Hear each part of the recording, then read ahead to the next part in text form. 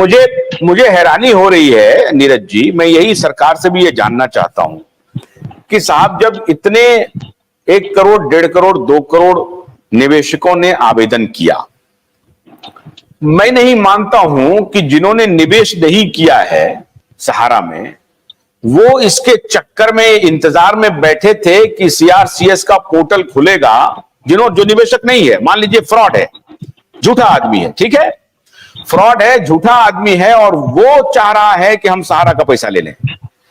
ये तो कल्पना करना भी हमको लगता है कि बेवकूफी होगी।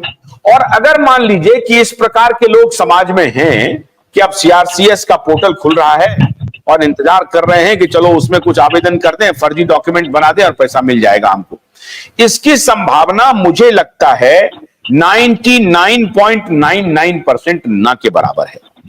तो ये तो मान लेना कि कोई फर्जी निवेशक आ जाएगा, वो पैसा निकाल के चला जाएगा। फिर भी सरकार है, सरकार को ये फुल प्रूफ करने की पूरी रिस्पॉन्सिबिलिटी है कि अगर कोई कल को 5 लोग भी फ्रॉड पैसा निकाल के लेके चला गया तो ये कोर्ट में चला जाएगा और कहेगा कि देखिए साहब, यहां तो फ्रॉड लोग पैसा निकाल रहे हैं। तो चलिए, मैं मानता हूं कि ये सुप्रीम कोर्ट के रिटायर्ड जज के देखरेख में और एमिकस क्यूरी के देखरेख में आप क्या कर रहे हैं, डिजिटल ट्रांसफर कर रहे हैं, कैश का लेन देन नहीं हो रहा है। सारी बात मैंने मान लिया, लेकिन मेरा यह कहना है कि 10,000 रुपए तक आप दे रहे हैं, इसका कैलकुलेशन क्या है? इसका मतलब उनको, जो बेचारे को जो मूलधन पर जो ब्याज मिलना था, आप ये मान के चले कि ब्याज का पैसा नहीं मिलेगा? ये मैं कह रहा हूं, क्या ये सरकार मान रही है कि ब्याज का पैसा हम नहीं दे पाएंगे तो आपका हम सिर्फ मूलधन लौटा पाएंगे? हम ये मान लेते हैं कि भाई 10,000 रुपये ही निवेशक ने निवेश किया था।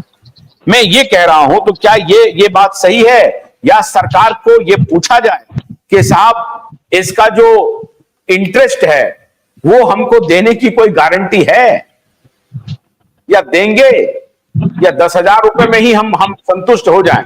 तो ये अगर सरकार एक बार कह दे तो निवेशक एक बार अपने तरीके से सोचेगा, लेकिन सरकार की तरफ से ऐसी कोई टिप्पणी अभी तक आई नहीं है। ये मैं आपसे पूछ रहा हूं, क्या ये सरकार से आप पूछना चाहते हैं? देखिए, 10,000 रुपए अगर केंद्र सरकार की मंशा है देने की, और 10,000 रुपए कोई खैरात या भीख नहीं मांग रहे हम। 10,000 कोई खैरात या भीख नहीं मांग रहे, हमारे खून पसीने की कमाई है। हम इस 10,000 को लात मारते हैं, हमको नहीं चाहिए ये पैसा। अगर सरकार ये 10,000 देना चाह रही है, हमको नहीं चाहिए। आज मेरा 20 लाख रुपए जमा है, मेरा पैसा 2005 से और 2022-23 तक मैंने 17 और 18 तक जमा किया। अगर मैंने आज 20 लाख रुपए इतने सालों में टुकड़ों में जमा करके मैं 20 लाख तक आ पाया हूं, तो मैंने मेरे बच्चे की एजुकेशन के लिए रखा था वो पैसा, मैंने मेरी बहन की शादी के लिए रखा था वो पैसा। अगर आप 10,000 देकर ये समझ रहे हैं कि पैसे से 10,000 से मेरी बहन की शादी हो जाएगी, या मेरा बेटा अच्छी शिक्षा पा जाएगा, या मेरे माँ बाप, वृद्ध माँ बाप जो हैं उनका इलाज हो कब आएगा, तो अमित शाह जी और मोदी जी, मैं आपसे कहता हूं कि आप अपने माता पिता का इलाज करवा के रखिए, आपके लिए सब सुख सुविधा है।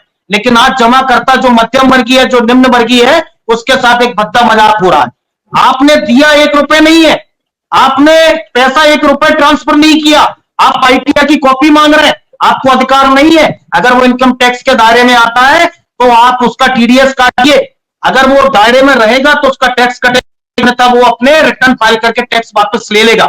लेकिन जिस तरह से ये रिफंड पोर्टल पर ये लोग तमाशा कर रहे हैं, और ये तमाशा चल रहा है क्योंकि ये वोटों की राजनीति है, और आज तक का इतिहास है, चाहे वो पल्स का हो, चाहे शारदा चिटफंड का हो, चाहे वो आदर्श का हो, जब कोई भी कमेटी का गठन हुआ है, कमेटी के जिम्मेदार और जवाबदेह जो जज हैं उनको तो मलाई मिली है, लेकिन जमाकर्ताओं को पैसा नहीं मिला। आज सहारा रिफंड पोर्टल में और सहारा से भी केस में जो पैसा फंसा है वो सहारा के निवेशकों का है, कोई सुब्रत। गन्ने की कड़ी बुनियाद, जिसे मराठी में खुडक्या और कुछ उत्तर भारत के क्षेत्रों में खुटकी भी कहा जाता है, उसे केवल भोलानाथ का 2-in-1 बैटरी ऑपरेटेड हार्वेस्टर कम ब्रश कटर आसानी से और बिना रुकावट के काट सकता है।